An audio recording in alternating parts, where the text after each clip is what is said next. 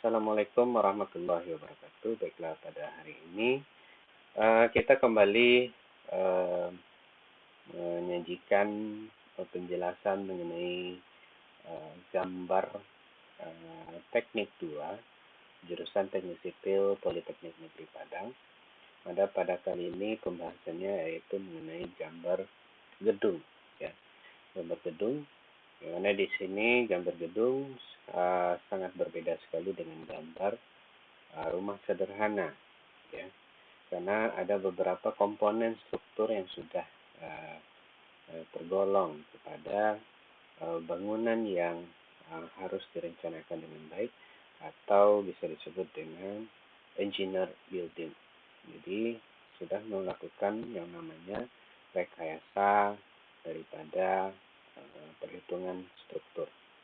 Nah, pada hari ini saya akan mengambil salah satu sebuah kantor, desain kantor di Sumatera Barat, yaitu kantor BKD. Di sini terdapat bangunan 2 lantai dengan atap beton pada perimeternya dan kemudian atap rangka baja pada bagian atasnya. Nah, ini merupakan fungsi dari bangunan ini adalah bangunan perkantoran, ya, bangunan perkantoran.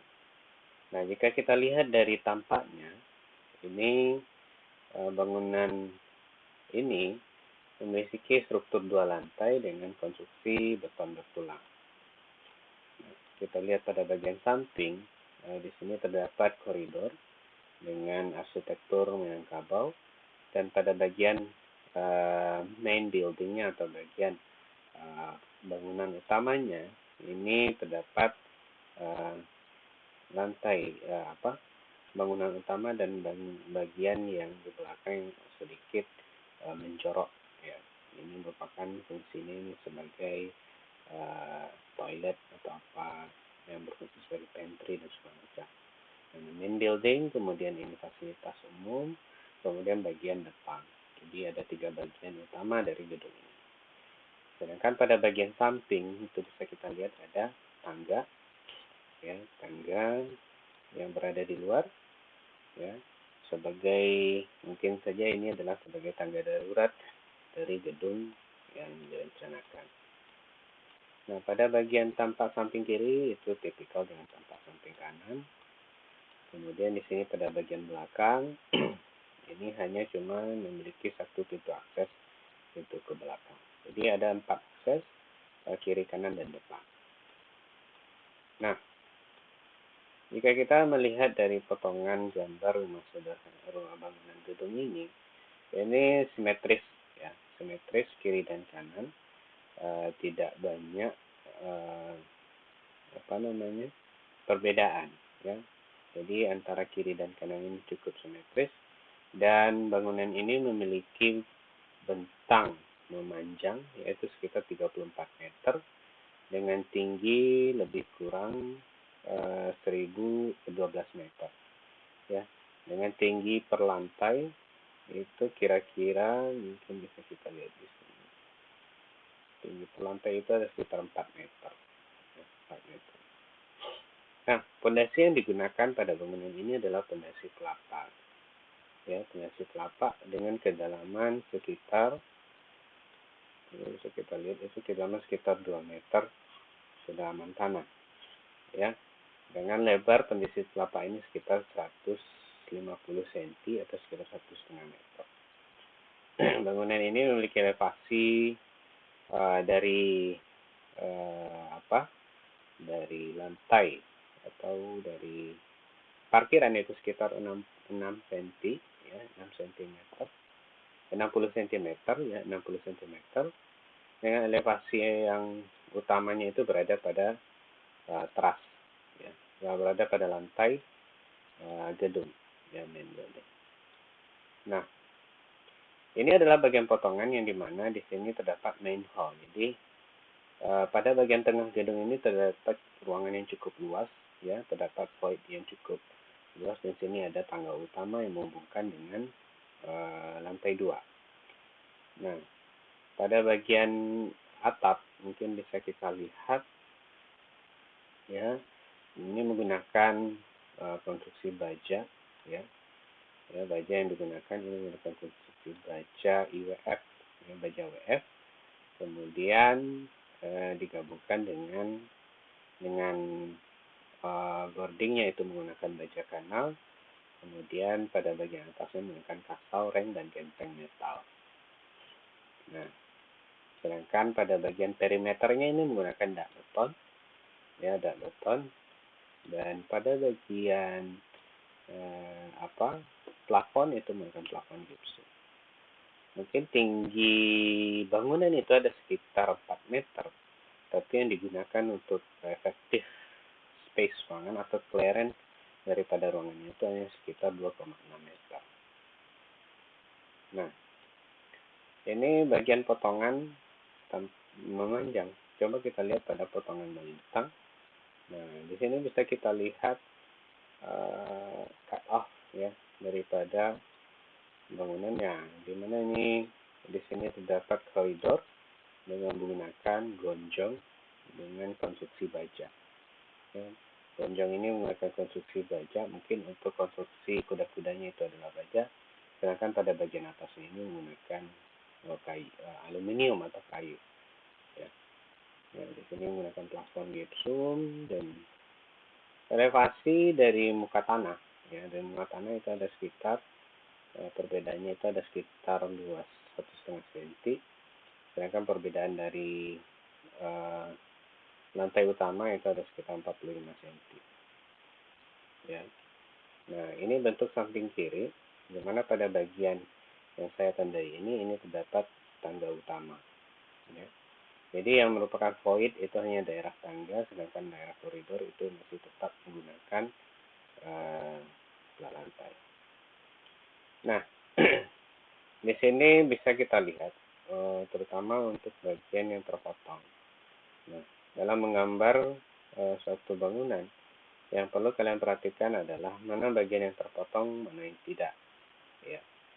Jadi mostly pada prinsipnya, jika suatu bangunan itu terpotong, itu yang mengalami terpotong pada suatu bangunan itu adalah bagian plat lantai, kemudian bagian balok dan dinding.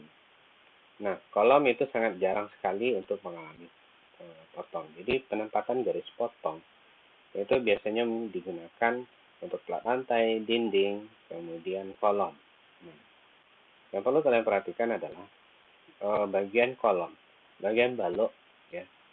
Bagian balok dan plat lantai ini adalah monolit. Jadi tidak ada potongan balok itu yang segi 4. Jadi dia harus bergabung dengan yang namanya plat lantai.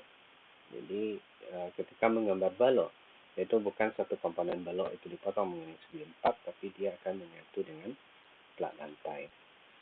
Nah, bagian selanjutnya adalah dinding. Ya, dinding ini seperti ini adalah dinding bata. Nah, kemudian bagian terpotong itu adalah lantai. Ya. Nah, untuk bagian-bagian lantai itu sangat detail sekali. Untuk lantai ini sebenarnya memiliki detail yang cukup. Ada space beton tumbuk, ada spesi, ada keramik, ya. Itu harus digambarkan dengan baik. Nah, untuk tanda daripada bagian substructure atau struktur bawah adalah pondasi. Nah, pondasi yang digunakan di sini adalah pondasi telapak. Yang merupakan pondasi telapak itu adalah bagian ini saja. Sedangkan bagian yang di atas penghubung dengan struktur utama itu namanya kolom pedestal. Ya, kolom pedestal ini namanya kolom pedestal. Kemudian di sini adalah slope. Nah, pondasi telapak harus melakukan penggalian. Ya. Berbeda dengan pondasi, kalau pondasi dangkal, rata-rata itu yang melakukan penggalian seperti ini itu adalah pondasi batu kali, pondasi telapak, ya. Itu butuh penggalian yang cukup masif, ya. Sehingga ketika pondasi ini selesai, kalian harus melakukan yang namanya tanah timbunan. Nah, perbedaan tanah timbunan dengan tanah asli ini lambangnya berbeda. Kalau tanah asli dia itu seperti garis diagonal, sedangkan untuk tanah timbunan ini adalah garis-garis seperti ini.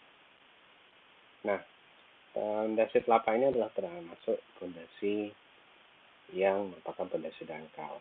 Jadi banyak sekali digunakan oleh gedung-gedung yang juga merupakan paling tidak at least gedung yang menggunakan pondasi telapa ini itu tidak boleh lebih dari 3 atau sampai 4 lantai.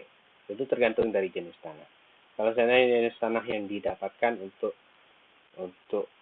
suatu konstruksi ini adalah tanah kerasnya cukup dangkal, maka bisa digunakan. Tapi kalau tanah kerasnya itu cukup dalam, itu kemungkinan walaupun dia 2 lantai itu bisa jadi dia memakai bukan sumuran, memakai tiang pancang atau yang mungkin bisa mengakomodir daya dukung tanahnya. Nah, di sini cukup unik, ini adalah pondasi slab. Kenapa pondasi slab? Karena di sini komponen struktur yang beban yang berada di atasnya ini tidak cukup berat, cuma dinding saja, karena kebetulan ini dibutuhkan dinding di sini. Jadi untuk dinding itu harus ada penopang di bawahnya, sehingga cukup di sini ada pondasi slab. Nah, di sini ada juga drainase, ya, ada kelengkapan sistemnya. Nah, ini bagian bawah muka tanah atau bagian parkiran. Ini ada beberapa kekerasan, ada kekerasan tanah, ada pasir, paving block, kemudian kastin, kemudian di sini ada rail terbuka. Nah, dari dokumen gambar yang sudah pernah saya kasih kalian, diharapkan untuk kalian bisa mempelajarinya lebih lanjut. Nah, itu berupa pandangan utama. Nah, kemudian jika dilihat dari denah, ya, denah seperti yang saya gambarkan pada beberapa pertemuan yang lalu. Jadi, prinsip denah itu sama dengan potongan. Kalau potongan itu adalah bangunan itu dipotong secara vertikal, sedangkan denah adalah bangunan yang dipotong secara horizontal. Ya. Nah, ini penampakan dari denah. Kalau denah itu kolom baru terjadi diaplikasikan dalam bentuk garis potongan. Nah, pada denah tidak harus kalian menggambarkan secara detail itu per komponennya, tapi cukup simbol-simbol, ya. Nanti baru pada bagian detail daripada bangunan itu digambarkan secara lebih terperinci. Nah, untuk gambar denah ini yang harus kalian perhatikan sama sekali adalah dinding-dinding mana saja yang mengalami potongan. Mungkin semua dinding akan mengalami terpotong, ya. Tapi bagian yang tidak terpotong itu lantai tidak ada terpotong di sini. Ya. Jadi perhatikan elevasi daripada gedung. Ya. Mana elevasinya yang mengalami tinggi atau tidak atau rendah, itu perlu diperhatikan. Ya. Nah, di sini kalau denah berbeda dengan layout. Kalau denah hanya menjelaskan komponen-komponen struktur bangunan, sedangkan layout itu sudah lengkap dengan yang namanya interior yang ada di dalamnya. Ya, interior yang ada di dalamnya. Oke. Nah, setelah itu di sini ada beberapa, ya, karena di gambar sebuah gambar, dokumen gambar itu paling tidak bisa dibagi menjadi 3 bagian dokumen gambar. Yang pertama ada gambar sipil, yang pertama ada gambar arsitek, kemudian ada gambar struktur, ya, kemudian ada gambar arsitektur, gambar mechanical, electrical, plumbing. Nah, yang kita buka ini adalah gambar arsitektur. Ya.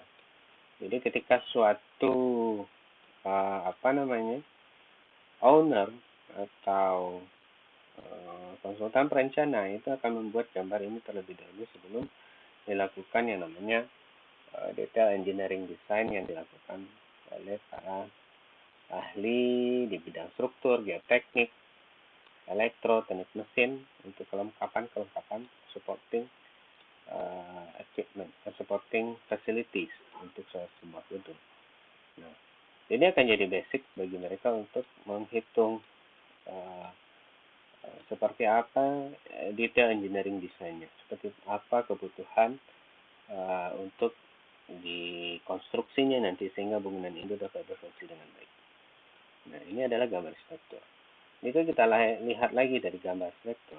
Nah, di sini ada beberapa komponen yang harus diperhatikan. Ini adalah pola lantai. Ya. Nah, ini menggambarkan lantai itu mau dikasih keramik seperti apa. Ya, misalnya di sini menjelaskan adalah pasang keramik 30 cm kali 30 cm. Ya. Nah, kemudian di sini pasang keramik, kemudian di sini ada detail pemasangan. Ya, di sini ada detail pemasangan. Ya, ini seperti apa itunya 30 kali 30. Ya. Kemudian di sini ada denah kusen. Ya, kalau P itu adalah pintu, ya. J itu adalah jendela. Ya. Ini pintu jendela, berarti di sini kusennya adalah antara jendela dan pintu digabung menjadi satu. Tapi kalau P satu saja itu adalah pintu satu aja. Jadi dia kusennya tidak tergabung dengan jendela. Ya. Setelah denah kusen, ya ini denah kusen. Kemudian di sini ada menjelaskan beberapa ya. Kemudian di sini ada menjelaskan jenis-jenis pintunya secara detail. Ya, ini pintu jendela, ya. Ini pintu jendela tipe yang lainnya. Ini pintu single aja. Ini pintu toilet dan segala macam. Ini jenis-jenis pintu. Jadi semuanya dibikin secara detail. Dan ini masih tergolong kepada gambar arsitektur. Ya, tergolong pada arsitektur. Nah, nah ini adalah gambar arsitektur. Ya. Nah, kemudian yang perlu kalian perhatikan lagi adalah gambar selanjutnya itu adalah gambar landscape. Nah, di sini ada gambar landscape. Ini gambar landscape itu menggambarkan seperti apa karakter atau gimana karakter geografis dan lingkungan daripada sebuah bangunan itu mau ditaruh. Ya. Nah, awalnya mungkin sebelum gambar itu direncanakan, mungkin orang ahli survei atau geodesi itu akan mengambil data secara lengkap seperti apa sih kontur dari tanah yang akan dibangun, ya, secara detail. Kalau di sini ternyata konturnya itu adalah perbedaannya itu ada sekitar 1 cm, ya. Beda tingginya itu ada 1 cm, ya, 490 sampai 495, ya. 490, ya. Ini 1 cm. Nah, ini menggambarkan jika nilai konturnya ini naik, berarti dia miring, ya. Miring. Jadi di sini konturnya itu cenderung naik, ya. Berarti kalau kita lihat secara potongan, ya, potongannya dia posisinya segini. Nah, ini perlu kalian pertimbangkan. Ya, nggak mungkin kalian akan naruh bangunan itu miring, ya. Pasti akan tindakan yang akan dilakukan adalah perencanaan dan timbunan. Ya, nah, setelah melihat dari luas bidang tanah yang akan mau dipakai, nah, setelah bidang tanah yang mau dipakai, kemudian berdasarkan analisis geoteknik, maka di sini akan terjadi galian. Ini adalah daerah galian, dan ini adalah galian timbunan. Nah, yang perlu diperhatikan adalah seberapa efektifkah, ya, tanah yang mau kalian timbun. Ya. Jadi di sini bisa dialokasikan berapa volume galian itu harus sama dengan paling tidak sama dengan volume timbunan. Jadi tidak memerlukan yang namanya lagi mencari tanah timbunan untuk proyeksi pembangunan. Nah, jika ada hal seperti ini, maka diperlukan adalah adanya perkuatan tanah. Ya. Apakah itu memakai dinding penahan tanah, talut, dan segala macam. Nah, jika kita lihat di sini, nah ini adalah rencana tapak. Ya, rencana tapak itu menjelaskan semua bangunan itu berdiri, ini harus kondisinya ini pada daerah ini harus datar, harus datar dan posisi bangunan harus horizontal. Ya. Nah, jika kita lihat pada bagian layout, nah maka seperti inilah yang akan direncanakan. Ini adalah jalan, akses, kemudian ini adalah parkiran, nah ini adalah main buildingnya. Nah, ini harus kalian rencanakan seperti apa peta situasi dari sebuah bangunan. Ya, jadi ketika denah itu sudah selesai, baru kalian plot di sini. Bangunan kalian itu mau ditaruh seperti apa. Nah, ini detail. Di sini adalah site plan lebih lengkap. Ya. Nah, ini pola daripada parking block, ini parkiran dan segala macam. Ini akses masuk. Kemudian di sini ini menjelaskan rencana tapak. Ini adalah CA. Ya. Ini tipikal daripada kontur. Ya. Nanti ini akan menjadi potongan. Ini dipotong. Ini potong, akan ada detailnya. Ini bisa kita lihat detailnya seperti apa. Nah, untuk detail A, ya, detail A dia akan suasananya itu seperti ini, kemudian dipotong. Nah, maka di sini akan kelihatan, ya. Ternyata ada beda elevasi. Untuk menanggulangi beda elevasi ini, maka di sini dikasih yang namanya dinding penahan tanah. Ya, berupa menggunakan batu kali, pasangan batu kali dengan tinggi yang cukup tinggi ya. Elevasinya itu ada sekitar -34 ya, ada sekitar 3 meter, ya, 3,2 meter. Nah, di sini ada gorong-gorong, ya. Ini jalan raya, aspal, publik. Ini ada parkiran dan ini ada taman. Nah, di sini ada drainase. Nah, begitu cara mengidentifikasi mapa menggambarkan suasana dan landscape-nya. Nah, sedangkan untuk detail B, nah ini tidak terlalu curam. Nah, ini akan konturnya itu akan seperti biasa. Nah, ini adalah parkiran, ini bangunan, ini daerah parkiran, ini gorong-gorong terbuka, ini taman. Nah, kemudian untuk detail C, nah ini lebih jalan, ya, lebih ke detail jalan, dan ini ada bagian yang tadi. Nah, ini detail jalan. Ya. Ini gorong-gorong, ini pedang tanah, ini tanah timbunan. Nah, ini daerah parkiran yang merupakan yang sebelah sini adalah gedung. Nah, seperti itu menggambarkan landscape. Ya. Nah, untuk selanjutnya saya akan menjelaskan kalian adalah potongan prinsip. Nah, mengapa ada potongan prinsip? Ya, potongan prinsip ini adalah ini menggambarkan lebih detail. Ya. Jadi potongan itu kan, kalau potongan bangunan secara besar itu kalau di plot itu kan terlalu besar kan. Jika seandainya diberikan detailing gambar yang cukup banyak, di situ tidak akan jelas. Maka diambil salah satu bagian yang mungkin mewakili semuanya, ya, mewakili semuanya, dan itu bisa menjelaskan elevasi-elevasi dimensi-dimensi mana yang harus ditata. Nah, di sini ada potongan prinsip, jadi lebih detail. Detailingnya itu lebih detail. Di sini ada pemasangan, lebih ke arsitekturnya. Ini ada yang spesial, ini ada keterangan dari ini pakai batu, ini pakai lapisan ini bagian perilaku yang harus bukan perilaku ya. Ini menggunakan batu granit ya. Pada bagian bawah ini dicat, ini pakai granit, pakai ya. Ini adalah lebih ke aspek-aspeknya arsitektur. Nah, di sini terdapat lebih detail ya.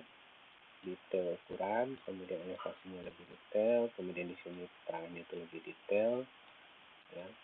Nah, ini menunjukkan potongan prinsip.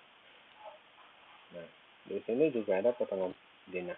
Pada bagian denah juga ada beberapa keterangan yang tidak bisa dijelaskan pada potongan memanjang atau melintang, maka di sini dijelaskan lebih detail.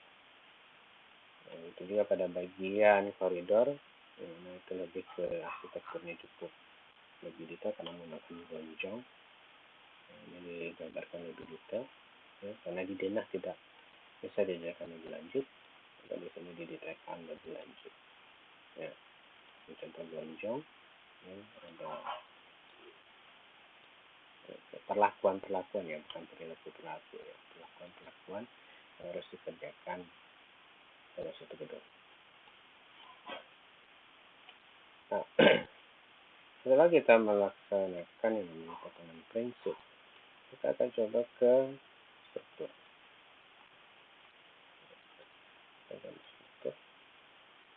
Oke. Nah, pada gambar struktur, basicnya itu adalah dari gambar struktur. Ya, gambar struktur ini lebih istilahnya itu lebih simple, ya, tipikalnya. Tapi yang gambarnya simple, tapi ini adalah hasil dari analisis yang cukup rumit, ya. Misalnya, ketika kalian menghasilkan sebuah gambar struktur, ini gambar struktur ini harus melewati tahapan-tahapan preliminary design terlebih dahulu, kemudian dimodelkan dengan menggunakan software-software pendukung, ya. Kalau untuk fondasi itu bisa menggunakan yang namanya Fluxys, sedangkan untuk struktur kolom, balok, berat lantai itu bisa menggunakan yang namanya SAP atau ITAP, ya, software-software komersial seperti itu. Nah, setelah dimodelkan baru didapat hasil perilaku bangunan itu kayak dalamnya seperti apa, baru bisa direncanakan yang namanya berapa dimensi, ya, berapa penulangan. Sedangkan untuk dimensi itu diawali di preliminary design. Jadi mungkin saya ulangi lagi. Pertama, tahapan ketika kalian untuk menghasilkan seberapa besar dimensi fondasi, dimensi kolom, dimensi balok, berat lantai. Nah, itu tahapan yang pertama itu prelim. Prelim itu untuk mengidentifikasi seberapa besar sih penampang yang mau kalian pakai. Kemudian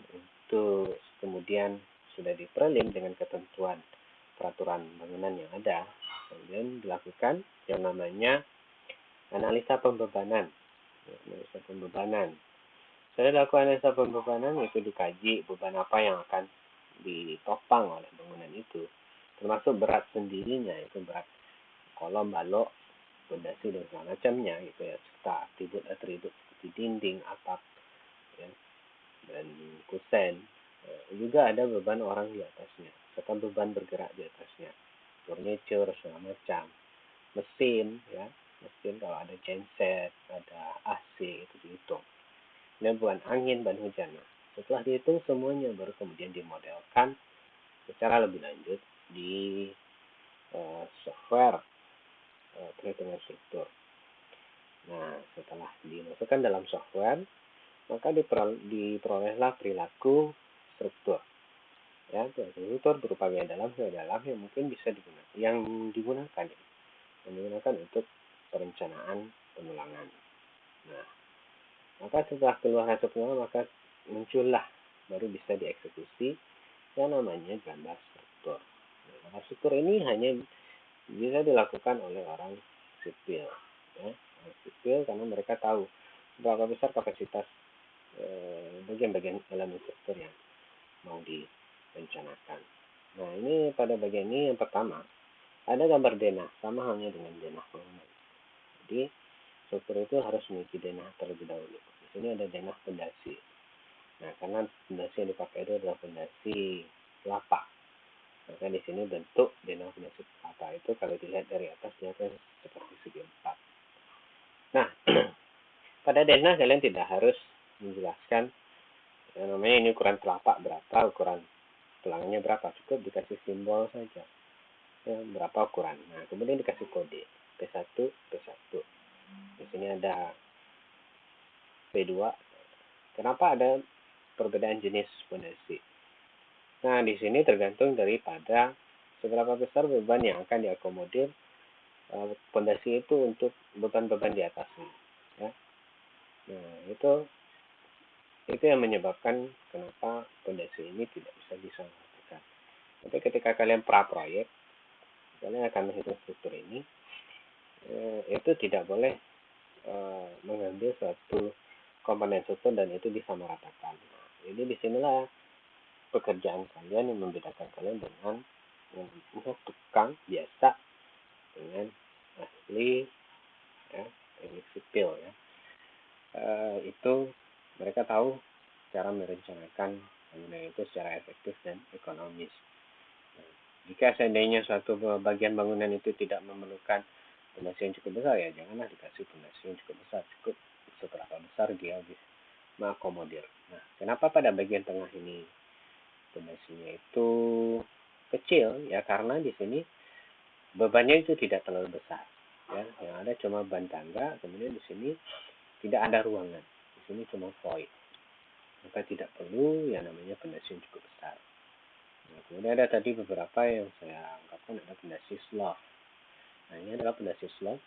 Nah, ini di sini cuma menopang dinding saja. Yang dinding yang melintang yang tidak berada pada as bangunan. Nah, setelah itu kita coba melihat detailnya. Ya. Nah, ini detail daripada pondasi. Nah, ini cukup di-cut aja pada tidak seluruh dinding harus ditampilkan. Di-cut. Ini ada slope. Ini ada detail pondasi, telapak. Jadi seperti ini. Ini adalah kolom pedestalnya. Yang telapaknya itu adalah ini. Nah, ini adalah tulangan. Nah, kalau tanda tulangan seperti lingkaran seperti ini menggunakan besi polos, ya. Tapi kalau dia D, lambangnya itu adalah D, maka itu adalah menggunakan ulir. Ya, ini diameter 10 dengan jarak 15. Jadi antara tulangan ini jarak 15. Nah, ketika kalian menggambar, bisa saja kalian mengasih jarak antar tulangan ini 15 cm, atau juga cukup simbol saja, kemudian kalian kasih uraian seperti ini. Ini diameter 16 mm. Ya. Nah, di sini dijelaskan detail lantai. Ya. Di sini ada pasir uruk, cat lantai kerja, spesi keramik, kemudian ada tanah uruk. Dan uruk ini adalah tanah timbunan. Nah, ini muka tanah 6 cm lebih rendah dari lantai utama. Ini trasram. Dinding trasram ini adalah membedakan dengan bata. Trasram ini campuran semennya itu lebih tinggi, biasanya 1:1. Kalau dinding biasa seperti ini itu 1:2, 1 semen 2 pasir. Kalau di sini 1 semen 1 pasir. Kenapa? Karena ini dinding ini berinteraksi dengan tanah, dia harus kedap air. Jadi untuk mengakomodir supaya air itu tidak meresap, ya, ke dinding yang menyebabkan terjadinya kerusakan pada dinding, maka di sini pada dinding yang berinteraksi dengan tanah itu dipakai pasangan dinding bata trasram. Ya. Nah, ini detail daripada kolom. Nah, sama seperti di bawah, ini detail pembersihan telapaknya. Ya. Detail pondasi ini diameter 112 kali 12 cm.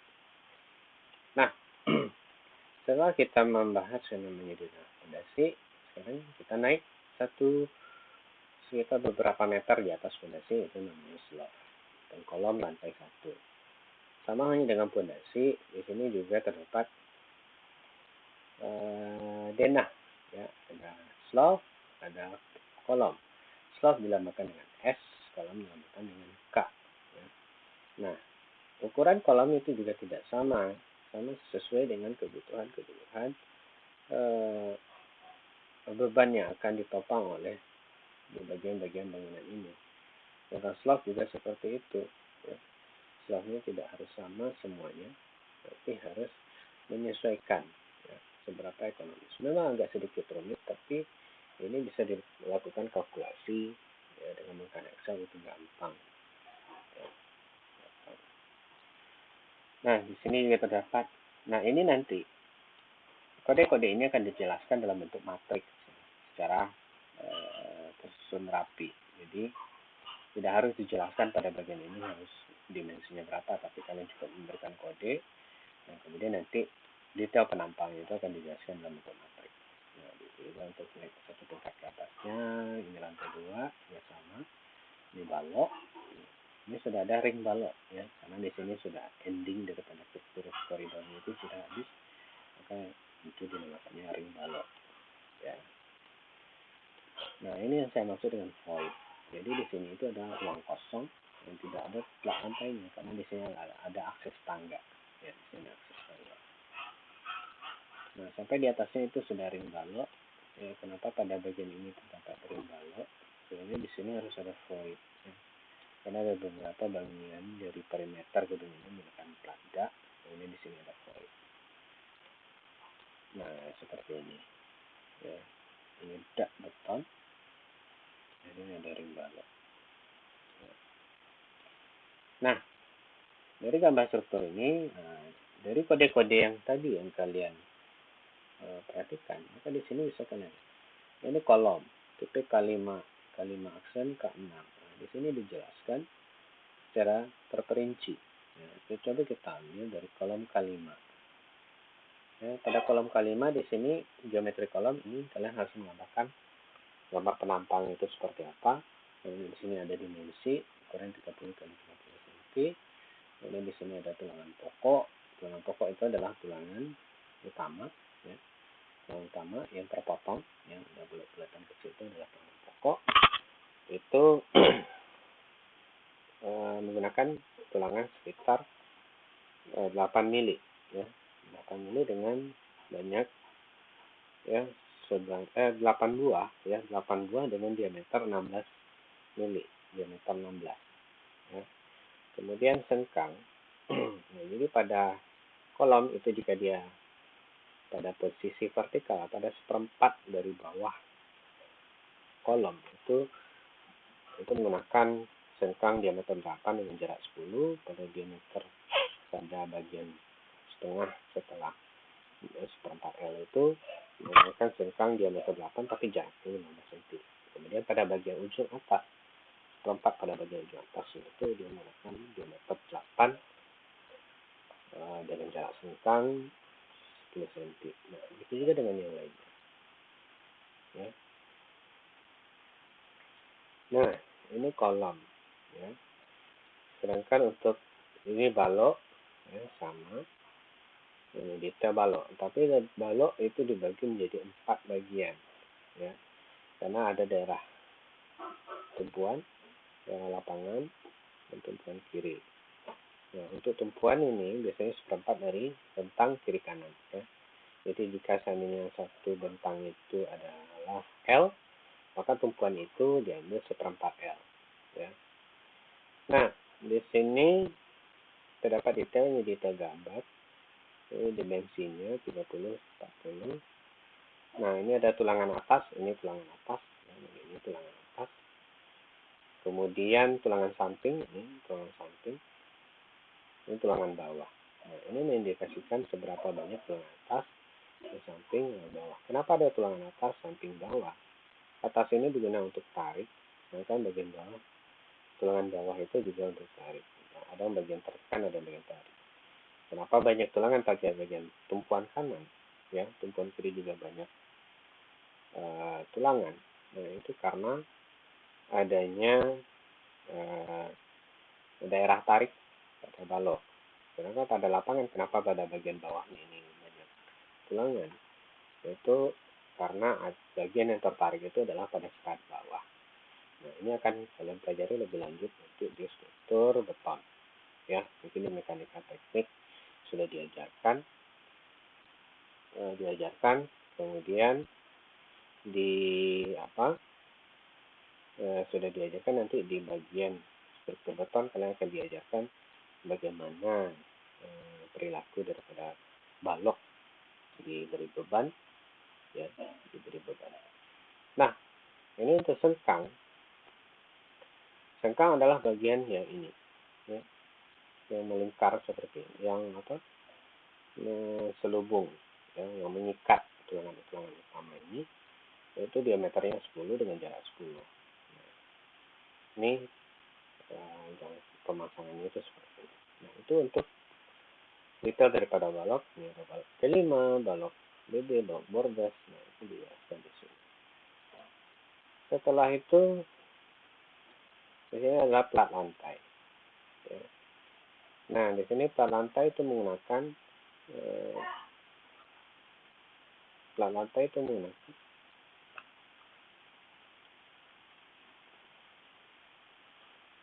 plat lantai ini menggunakan apa namanya plat dua arah. Kenapa ini biasa dibilang plat dua arah? Karena di sini terdapat dua kolom yang melintang, dua balok yang melintang. Kalau satu arah aja, balok salah satu baloknya itu cuma searah, atau Y saja, atau X saja. Sehingga ketika nanti di dalam perencanaan di sini plat lantai dua arah ini memiliki tulangan dua arah yang saling bersilangan. Ya. Nah, di sini terdapat diameter. Ini diameter tulangan dan ini jarak tulangan. Ini dia menggunakan diameter 8 dengan jarak 30 cm. Nah, di sini pada bagian ini juga bisa melihat ini ada bagian yang bengkok. Ini tarik, ini tarik dan ini tarik. Ya, ini dibengkokkan ke bawah. Ini daerah tarik. Ya, kan ini bagian bawahnya itu pada untungnya itu mengalami tarik. Ya. Nah, ini jelaskan bahwa ketebalan daripada plat lantai ini sekitar 12 cm. Nah, di sini adalah denah dak. Dak juga seperti itu. Nah, di sini seragam. Kenapa di sini tidak ada bengkokan? Di sini cuma dikasih tulangan satu lapis saja. Ya. Karena beban yang ditopang juga tidak banyak. Karena di dak beton ini cuma menopang beban air saja. Oke. Nah, untuk gambar struktur selanjutnya ini adalah gambar denah atap. Ya. Di sini digambarkan atap. Penampakan atap itu dia diselubungi oleh atap. Kemudian di sini pada bagian ini reng. Ya. Kemudian di sini pada bagian bawah sini ada udah dipakai kasau. Dan bagian bawah ini itu pakai gording. Sebenarnya di sini harusnya sudah kuda-kudanya saja. Ya. Nah, di sini dijelaskan seperti apa kondisi atap jika digambarkan dari atas. Ya, ini kemiringan atap itu 1%. Oke. Nah, ini kalau atap itu potongan tidak seperti balok, kolom, dan pondasi. Ya, dia cuma satu. Nah, ini dijelaskan secara detailnya itu seperti ini. Ya. Nah, di sini ada kuda-kuda. Ya. Ini material. Nah, ini dimensi. Ini adalah elevasinya.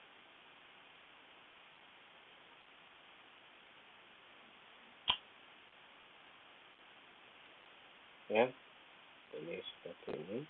Detail material dan dimensi ini 25 derajat.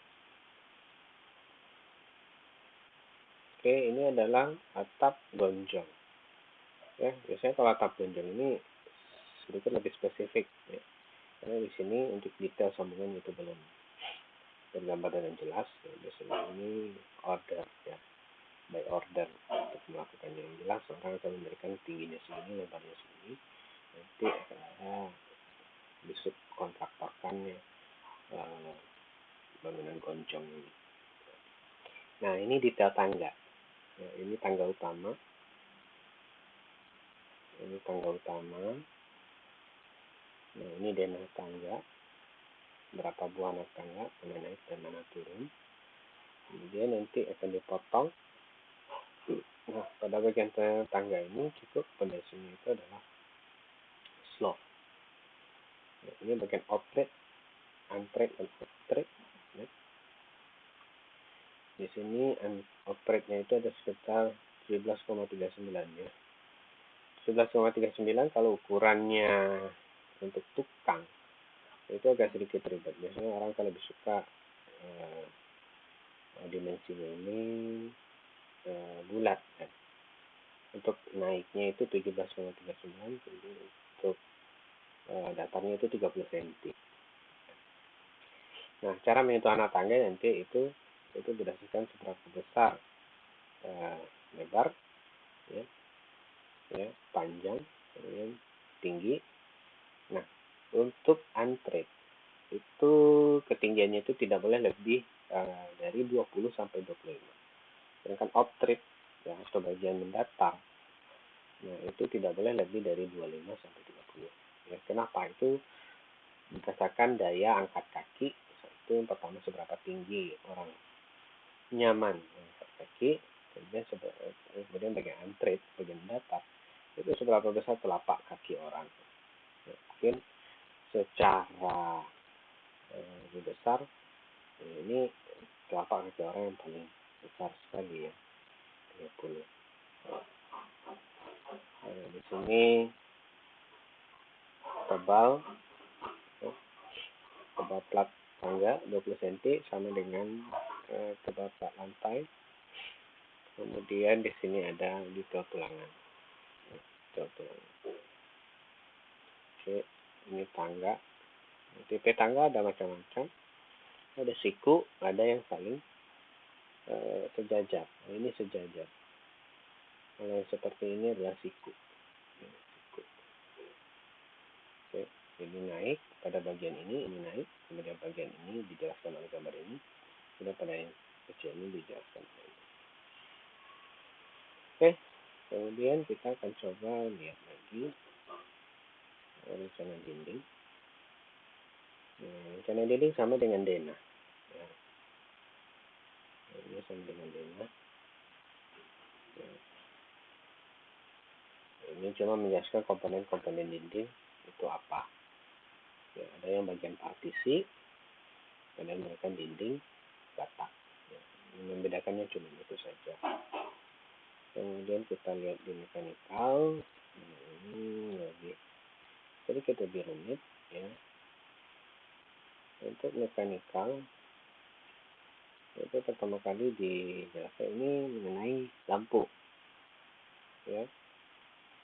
Ini instalasi listrik ya, berapa buah titik lampu, dan kemudian ya, ini berapa titik lampu di tiap lantai. Nah, ini adalah lampu taman.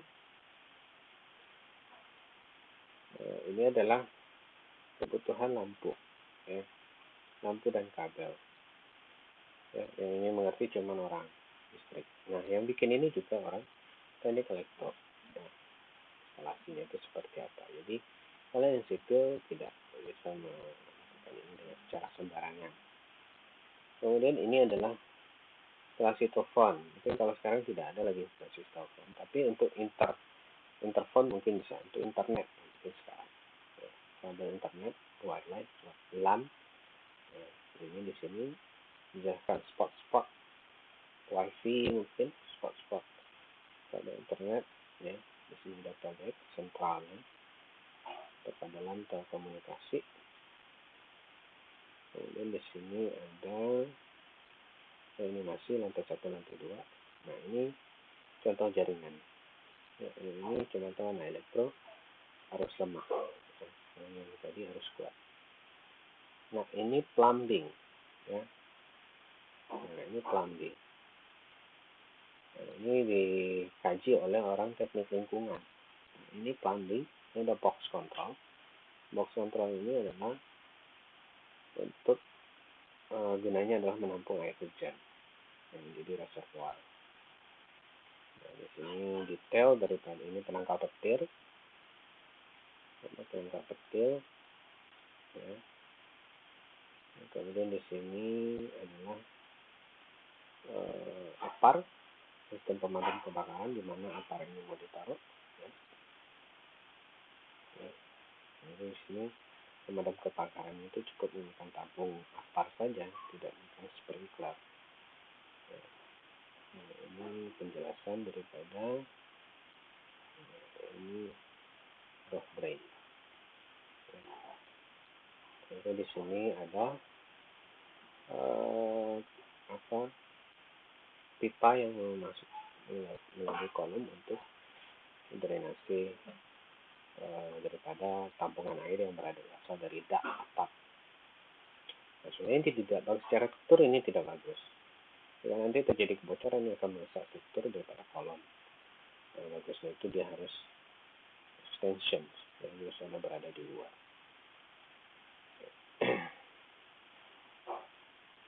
Nah, ini sistem air bersih, ya. Nah, ini sistem air bersih. Ya, kemudian di sini ada penjelasan mengenai septic tank. Ya, ini septic tank. Ya, ada detail septic tank di sini. Ya, ini sumber resapan. Ya, ini cukup kalian ketahui saja, juga bisa lihat nanti gambarnya secara lebih detail di gambar. Maka ini instalasi air. Ini instalasi air.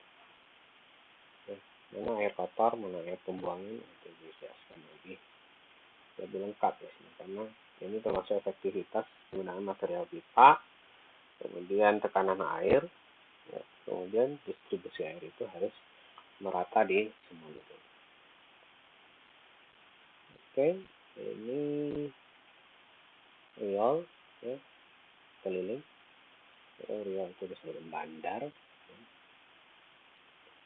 Nah, ini adalah instalasi floor drain. Seperti saya jelaskan secara pertemuan menyimpang tadi. Oke. Nah, mungkin sampai di sini penjelasan mengenai gambar sebuah gedung, dan diharapkan kalian nanti mampu menggambarnya secara lengkap dengan komponen dan aspek-aspek yang dipandang perlu untuk sebuah lengkapnya gambar gedung, ya. Untuk kemampuan AutoCAD itu sebenarnya pada dasarnya itu berlatih, ya. Untuk kemampuan dasar dari AutoCAD itu sebenarnya tidak cukup rumit, karena kalian hanya menggunakan dua dimensi. Untuk di sini hanya bagaimana kalian bisa menggunakan layer-layer yang cukup detail, yang mewakili, dan itu bisa dimengerti oleh banyak orang jika seandainya gambar itu mau dibangun.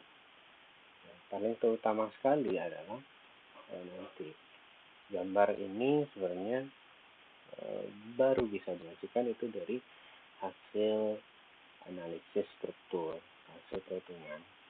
Nah, dari hasil perhitungan yang logis dan terpercaya itu baru bisa digambarkan secara lebih lengkap, ya. Jadi ada tahapan perencanaan yang lebih lengkap. Nah, itu yang dinamakan dengan detail engineering design, seberapa kebutuhan, bagaimana dimensi dan segala macam itu baru bisa digambarkan secara lebih lengkap. Nah, harus mengacu pada itu baru kemudian baru digambarkan. Ingat, AutoCAD ini hanya sebagai tool gambar kalian. Kemampuan kalian dalam menggambar AutoCAD itu tergantung seberapa sering kalian menelaah gambar teknik, ya. Dokumen-dokumen gambar tidak hanya untuk gambar gedung, tapi juga gambar jalan, jembatan, air, ya. Itu harus dipelajari lebih lanjut. Oke, saya rasa cukup untuk pertanyaan. Silakan kalian komentari pada bagian komentar channel YouTube ini. Setelah itu, jika ada, tolong jangan lupa subscribe. Nanti jangan lupa jaga kesehatan, tetap di rumah, dan semoga ibadah puasa kalian hari ini diterima oleh Allah Subhanahu wa Ta'ala. Banyak maaf jika ada kesalahan atau kekurangan jelasan dari penjelasan ini. Saya sudahi, wabillahi taufiq wal hidayah. Wassalamualaikum warahmatullahi wabarakatuh.